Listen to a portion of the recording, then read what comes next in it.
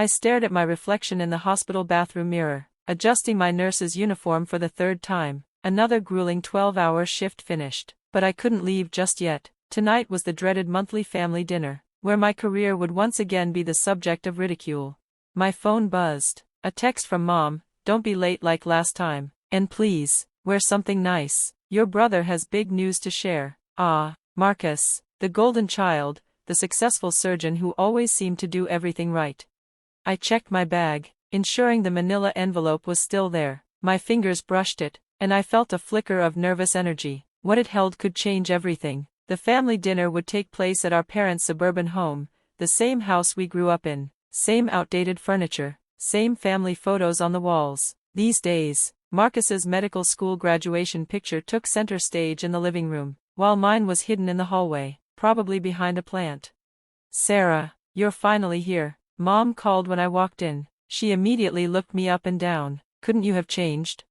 12-hour shift, I muttered, keeping my tone even. Changing had barely been an option.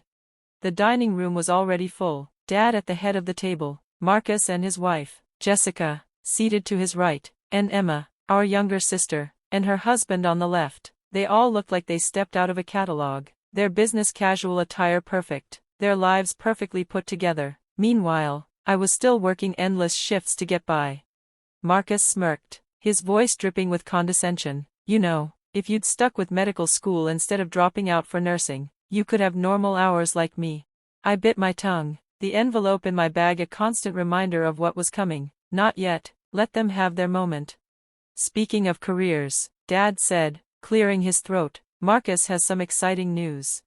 Marcus stood, adjusting his designer tie, and flashed a smile that practically screamed pride. "I've just been appointed as the new head of cardiology at Metropolitan Hospital, youngest department head in their history." The table erupted into applause. Mom dabbed at her eyes, beaming. Dad looked positively radiant. Emma clapped eagerly. I pushed my food around my plate, waiting for my turn.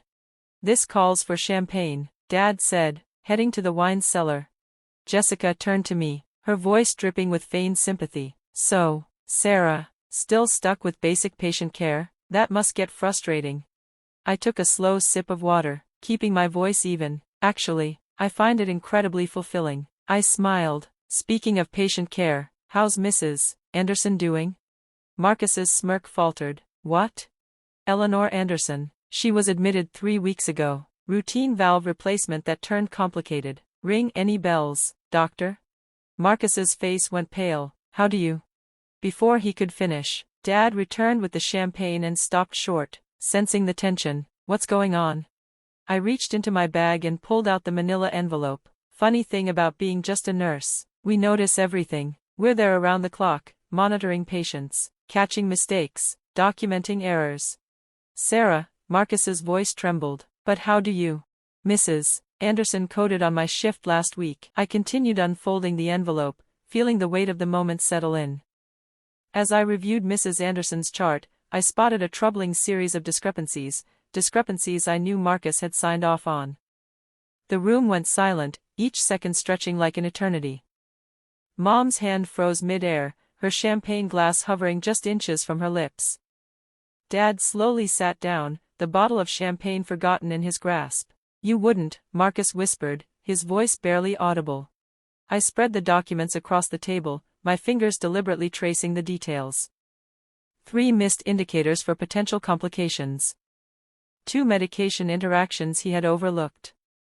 All of it documented. All of it signed by him. "Mrs. Anderson nearly died because you were too busy planning your department head announcement to do your job properly." I can explain," Marcus stammered, "but I wasn't finished. The only reason she's still alive is because her nurse, Amy, noticed her stats dropping and called a code blue. While you were celebrating your promotion, I was in that room doing chest compressions on your patient." Jessica's hand shot out to grab Marcus's arm. "Honey, what is she talking about?" I stood, collecting the documents slowly. "The hospital board might be very interested in these files, especially now that you're about to take over as department head. Or maybe they'll be interested in part 2 of this story," I added with a raised eyebrow. "Would you like me to continue writing it?" Marcus lunged across the table, desperation in his eyes as he reached for the papers. But I was already several steps back, nimble and ready, a product of years spent navigating crowded hospital hallways. "Sarah, please." His voice cracked, a stark contrast to the arrogance that had once defined him. "You don't understand what this could do to my career." "Oh, I understand perfectly," I said, my voice steady, unwavering. "Just like you understood every time you belittled my career choice. Every time you mocked me for doing the basic work while you were neglecting your patients through negligence." Dad stood abruptly, his face flushed with anger. "This is ridiculous. Marcus is a brilliant surgeon. There must be some mistake." I pulled out my phone and played the voice recording, the weak voice of Mrs. Anderson filling the room. "That nurse, Sarah, she saved my life. The doctor never listened when I told him about my medications."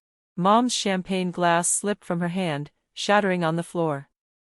The sound echoed in the room, but no one moved to clean it up. "I have more," I continued, my voice calm and collected. "The Thompson case from last month. The Wilsons from the cardiac unit. It's amazing what patients will share with their nurses, especially when their doctors are too busy pushing their own agendas to listen." Emma, who had been silent up until now, spoke up. "But Marcus, you always said being department head was about improving patient care." "It was," Marcus snapped, then immediately backpedaled. "It is. She's just jealous. She couldn't hack it in medical school, so now she's trying to ruin my success." I couldn't hold back a bitter laugh. "I didn't drop out of medical school, Marcus. I chose nursing. I chose to be the one who spends more than 5 minutes with a patient. The one who notices when their breathing changes, when their medications stop working, when they're too afraid to speak up to the almighty doctor." Jessica stood up, her designer purse now a distraction in her hands. "Marcus, what's really going on? Are these accusations true?" For the first time, Marcus looked smaller, his confident stature deflated. His shoulders slumped, the arrogant smile fading away. "Jess, I can explain." "Explain what?" I interrupted. "How you rush through patient assessments. How you ignore nurses' concerns because we're beneath you. How you falsify documents to cover your mistakes." Dad slammed his fist on the table, his face red with fury. "Enough, Sarah. You're just trying to hurt your brother because you're jealous of his success. I want you out of this house." "Fine," I said, my tone calm, collected. I tucked the envelope back into my bag. "But before I go, let me share some news of my own. You know that new patient safety initiative the hospital board has been working on? The one they're rolling out across all departments?" Marcus's head jerked up. "What about it?" "I'm leading it," I said, watching their faces carefully. "Turns out all those years of basic patient care taught me something about keeping people alive. The board appointed me last week as the Director of Patient Safety and Quality Assurance." The silence in the room was deafening. Mom sank into her chair, her face drained of color. Dad's expression shifted from red to pale, his body frozen in shock. And Marcus looked like he might actually faint. "That's right," I said, my voice steady. "Starting next month, every department head will report to me regarding patient safety protocols, including the new head of cardiology, assuming he still gets the position after my review of his cases." "You can't do this," Marcus whispered, his voice trembling. "I can, and I will. Unless what?" His desperation was palpable. I pulled out another document from my bag and laid it on the table. "Unless you sign this. It's your resignation from the department head position, citing personal reasons. You'll stay on as a staff surgeon, under strict supervision. You'll also enroll in the hospital's remedial patient care program, the one you called beneath you last month." "This is blackmail." Dad sputtered, his face flushed with indignation. "No," I corrected him, my voice calm and firm. "This is accountability. Something this family seems to have forgotten about." Jessica grabbed the document from the table and scanned it quickly. "Sign it, Marcus. Sign it now." "But my career," Marcus protested weakly. "Your career?" Jessica's voice rose, full of frustration. "You almost killed people. Sign the damn paper." With shaking hands, Marcus finally signed. the mighty surgeon, humbled by his nurse sister. "One more thing," I said, pulling out my phone once more. "I'm also in charge of restructuring the hospital's nursing program. We'll be implementing new protocols, better working conditions," I paused for effect. "And equal representation in all medical decisions. No more doctors ignoring nurses' concerns." I stood up, gathered my things, and headed for the door, but then turned back one last time. "When, Mom?" I asked softly. "I won't be able to make it to next month's family dinner. I'll be too busy with my new position and my basic patient care." The following weeks were a whirlwind. Marcus started his remedial training, his usual bravado replaced with a quiet humility I'd never expected from him. The hospital board fully supported my initiatives, especially after reviewing the cases I'd documented. Jessica filed for divorce, unwilling to stay married to a man who had endangered lives for the sake of his ego. But the most striking change came in our family. The photos in the hallway were rearranged. My nursing graduation picture now hung proudly beside Marcus's medical school photo.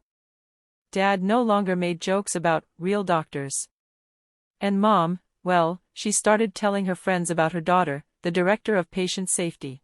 One evening, after another long day of implementing safety protocols, I received a text from Marcus. "You were right. I'm sorry. Thank you for stopping me before I hurt someone else." I smiled as I read the message. For so long, I'd been the failed sister who had chosen nursing.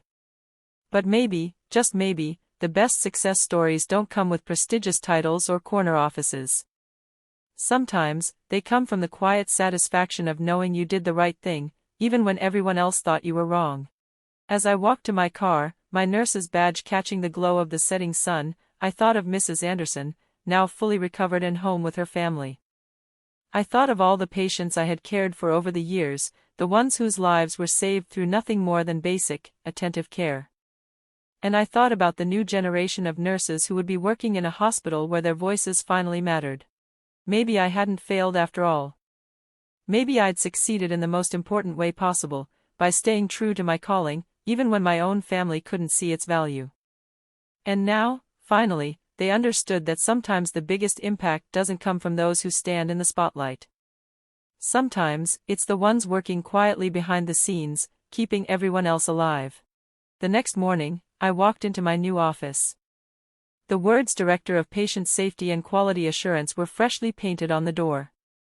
On my desk was a small gift basket from the nursing staff, with a card that read, "Thank you for showing everyone what nurses can do." I smiled, pinned my nurse's badge to my lapel, and got to work. There were patients to save, protocols to implement, and a whole hospital culture to change. And this time, everyone was listening to the nurse.